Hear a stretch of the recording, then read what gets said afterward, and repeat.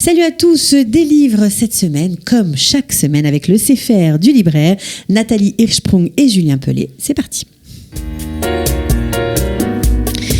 Des livres et pas n'importe quel livre, évidemment. On va commencer avec Nathalie. D'abord, salut à tous les deux, évidemment. Bienvenue toujours. Et on va commencer par une revue qui s'appelle À la page. Voilà, une revue qui ne sort pas tout le temps. Alors, c'est un condensé de livres, là, pour le coup, et pas seulement. Donc, À la page, c'est une revue culturelle annuelle en français qui est publiée en Israël, mais qui est également distribuée à Paris, à Genève et à Bruxelles. Et cette revue, elle propose de la culture sous toutes ses formes. Donc, ça peut être du compte-rendu de lecture, ça peut être de la présentation d'événements culturels, articles. Ça peut être des articles, des interviews d'auteurs, etc. Donc, chaque numéro propose des textes inédits. C'est focusé, bien sûr, sur la culture israélienne ou pas ? Sur la culture israélienne. Ok, donc des écrivains israéliens. Des écrivains israéliens, ou en tout cas des écrivains qui ont quelque chose à voir, on va dire, avec la région. Donc il y a un très beau panel pour l'édition 2019. Michel Kishka, Raphaël Yerushalmi, Yehuda Morali, pour ceux qui sont de langue française. Et aussi côté israélien, Zerouya Shalev, Itamar Orlev, ou encore Fabienne Bergman, elle aussi est en francophone. Donc quand on ne connaît pas ces auteurs, c'est un bon moyen de jeter un coup d'œil à la revue pour avoir, on va dire, un premier contact avec l'univers de ces grands écrivains. Alors, c'est sûr que nous, on a tendance à regarder plutôt la partie littéraire, mais comme je disais tout à l'heure, il y a aussi des tas de choses sur les événements culturels, et il y a une rubrique gastronomie qui est très bien faite. Aussi. Bon, alors, ça paraît combien de fois par an ? Une fois par an. Là, on en est à l'édition 2019. Ok. Ça a commencé en 2018. Bon, ok. Donc ça, on vous dira après pourquoi. Et on remercie aussi Liliane Limonchi, qui est la directrice de publication.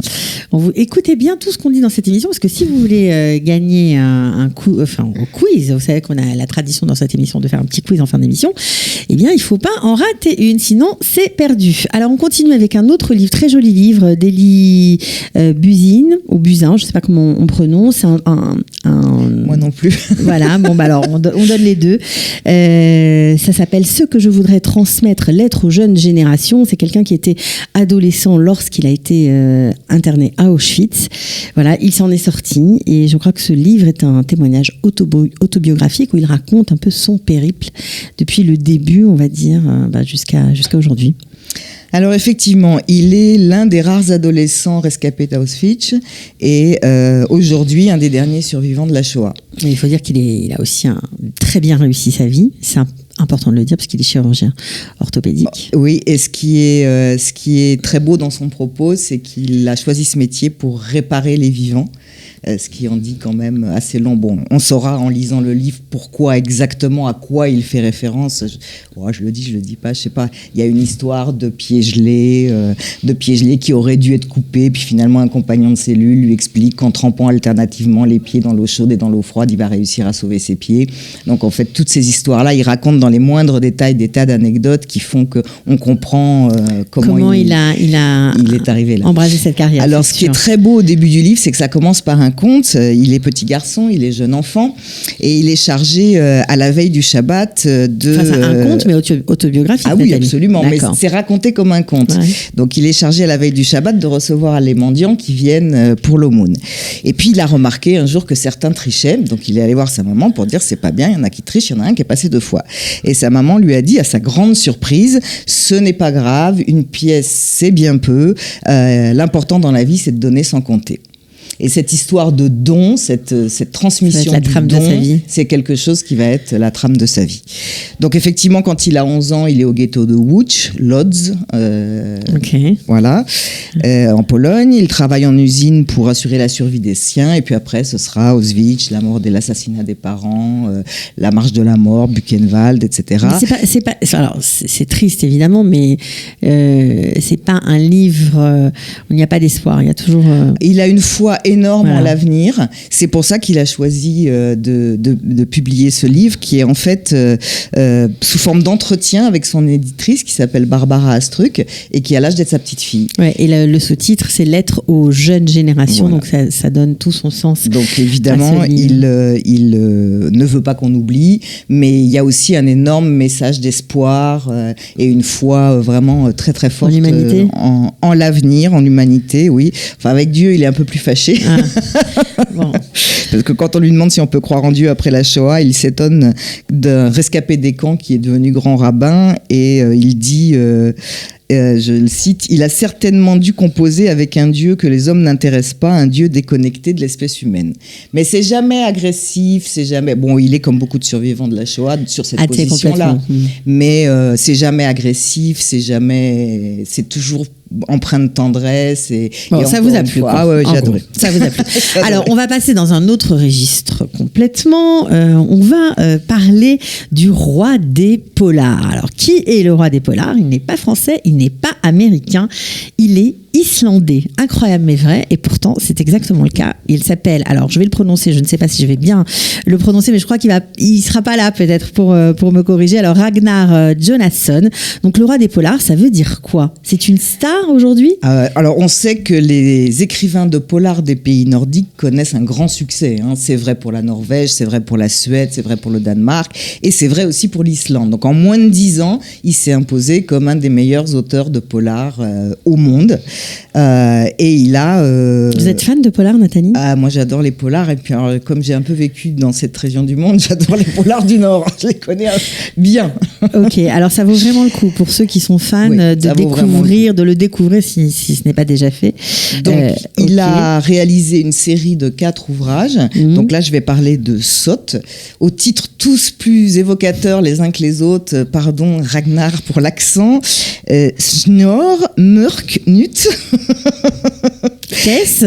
Voilà. Mais qu'est-ce? Alors, donc tout se passe dans le nord de l'Islande, dans un petit village, je ne m'y entraînerai qu'une seule fois, qui s'appelle Siglufjörður, qui est le village probablement le plus au nord de l'Islande. Et pourquoi ce village? Parce que son grand-père a vécu dans ce village.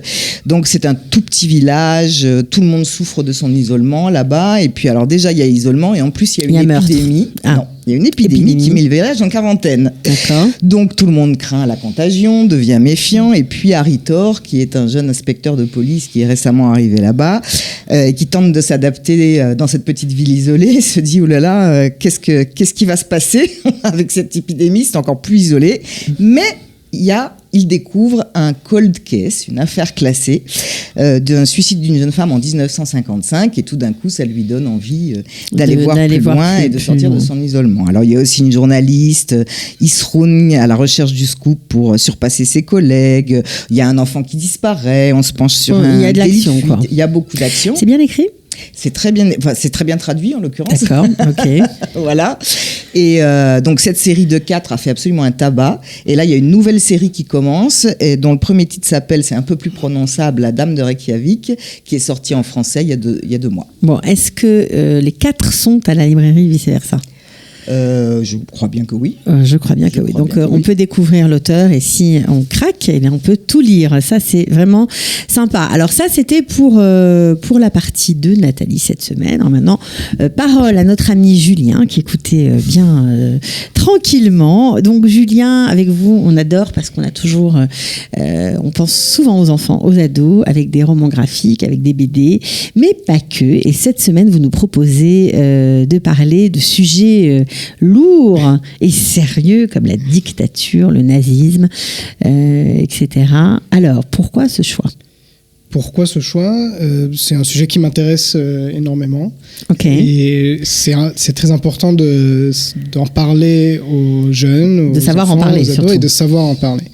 Et donc là, j'ai choisi 2 livres qui ne sont pas des nouveautés, mais qui sont de très bonnes manières d'aborder ces sujets avec les jeunes. Voilà, donc tous ceux qui passent le bac, mais non, mais c'est vrai, je pense à ces ados qui découvrent, surtout les jeunes Israéliens francophones, qui découvrent la Deuxième Guerre mondiale, qui posent des questions qui pour nous semblent tout à fait évidentes, mais pour eux, apparemment non. Donc c'est une bonne entrée en matière, peut-être. Exactement. Okay. Alors le premier, c'est La Vague de Todd Strasser. Alors c'est l'histoire, ça se base sur une histoire qui s'est réellement déroulée. C'était en 1969 dans un lycée de Palo Alto en Californie. Un prof d'histoire qui s'appelle Ron Jones qui fait son cours d'histoire sur le nazisme. Et ses élèves lui demandent d'abord est-ce que tous les Allemands étaient nazis ? Il répond non. Et comment c'est possible alors que le pays est devenu nazi complètement ? Comment on peut devenir nazi et comment les Allemands qui n'étaient pas des nazis et qui n'approuvaient pas ce qui se passait, on le laissait faire. On laissait faire, d'accord. On laissait faire et voilà, comment on a pu aboutir à ce qui s'est passé. Et en fait, il se rend compte qu'il n'a pas réellement de réponse à ça.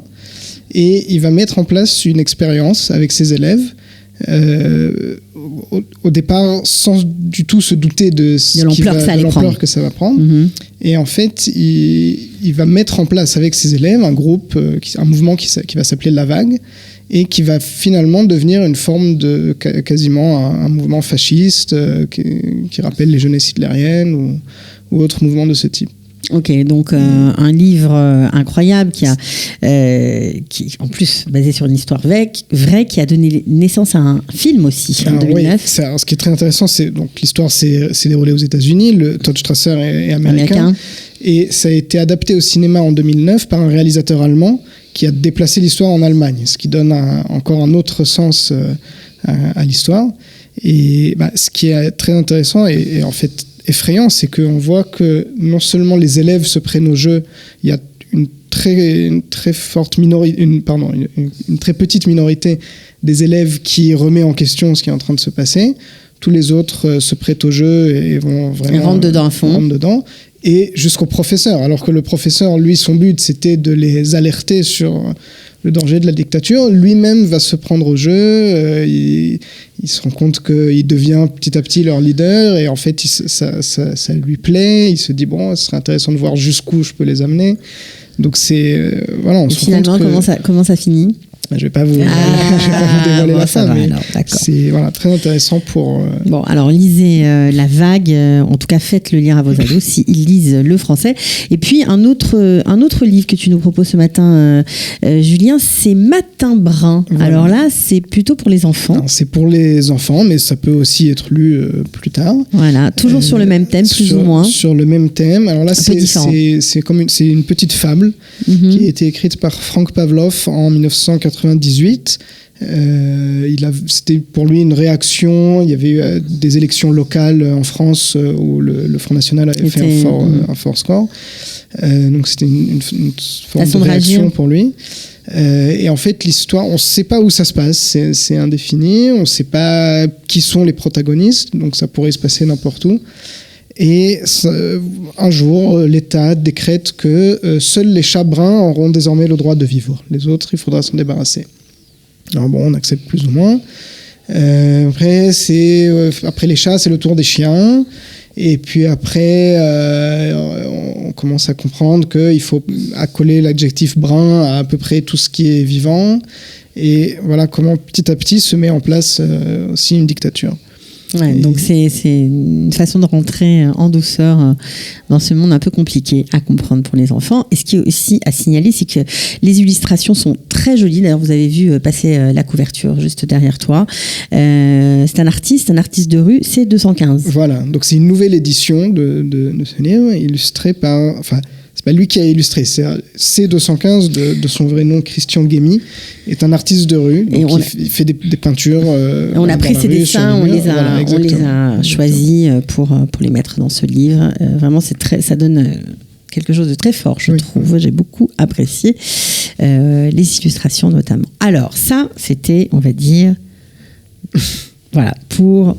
l'entrée en matière. Ensuite, un truc un peu plus rigolo pour finir l'émission, c'est un Lucky Luke. Alors, il est pas récent. Il a été publié en 2016. Voilà, et ça s'appelle La Terre Promise. Voilà. Serait-ce parlerions-nous d'Israël ? Je ne sais pas. Pas vraiment. Pas d'Israël. Mais une Terre Promise. Lucky Luke, tout le monde connaît, peut-être le Belge le plus connu de tout le Far West. Vous savez quand il a été créé ? Pas du tout. En 1947. Donc il a plus de 70 ans, on ne dirait pas. Créé par Maurice au dessin, Goscinny qui a qui a écrit de nombreux scénarios. Ouais, mais là, c'est très très marrant celui-là. Alors là, donc on n'est plus, évidemment, Maurice Goscinny étant décédé, on est au dessin avec HD, qui a repris depuis le décès de Maurice, et un auteur-dessinateur de bande dessinée qui s'appelle Jules. Déjà, c'est un bon début. Et qui est connu pour des séries très bien faites, Silex and the City, Platon Lagaffe, La planète des sages. Donc c'est toujours des BD avec beaucoup d'humour, mais qui nous apprennent beaucoup de choses. Et là, c'est rigolo parce que c'est une famille juive qui doit traverser les USA. Voilà, et c'est la première fois, apparemment. C'est la première fois qu'on parle des juifs dans Lucky Luke. Et donc on a cette famille juive qui va traverser les États-Unis. Lucky Luke va leur servir de guide. Et c'est très drôle, c'est rempli de références à Rabbi Jacob, pas uniquement, il y a également des références à Star Wars, à Boris Vian. Ok. Il y a les Blackfeet qui font les you-you. Voilà, on croise sauf que c'est pas des séfarades, c'est des Indiens. Voilà, on croise une tribu indienne qui s'appelle les Blackfeet, les pieds noirs. Ouais. Alors il y a véritablement eu une tribu indienne qui s'appelait comme ça. Et là, ce qui est intéressant, c'est que dans la bande dessinée, on a l'opposition entre la famille juive ashkénaze et ces Blackfeet qui sont ils se sont amusés. Les séfarades prétendus. Voilà. Ouais, c'est assez rigolo. Des séfarades avec des plumes. Séfarades avec des plumes. Voilà, on voit sur le. C'est tout ce qui nous manque. Des plumes. Elle va pas se remettre, Nathalie. Ok, alors on peut la lire, on peut la trouver bien sûr chez Vice Versa. Elle existe en hébreu ou pas? Pas à ma connaissance, mais. Oui, peut-être. Ce serait une très bonne idée. Ouais, peut-être que ça viendra. Alors, on était très contents de vous avoir tous les deux. Et comme c'est un peu la coutume, tous les 15 jours, il y a un petit quiz. Donc, Nathalie, de quoi il s'agit cette semaine? Juste avant le petit quiz, j'en profite pour rappeler que Rebecca Benamou, c'est la semaine prochaine, mardi 18 à 18h30 à la librairie Vice Versa, autour de son magnifique récit, L'horizon a pour elle dénoué sa ceinture, dont on a déjà parlé la semaine dernière. Ouais. Donc venez nombreux, vous ne le regretterez pas. Donc petit quiz, comme d'habitude, la première personne à répondre sur la page Facebook de la librairie gagne un exemplaire de la revue à la page 2019. Okay. Si elle nous dit depuis combien de temps cette revue existe. Non, on l'a dit, subvertissement, on l'a dit. Voilà, donc merci à tous les deux d'être venus et à bientôt. Merci Bye, beaucoup. À la semaine prochaine.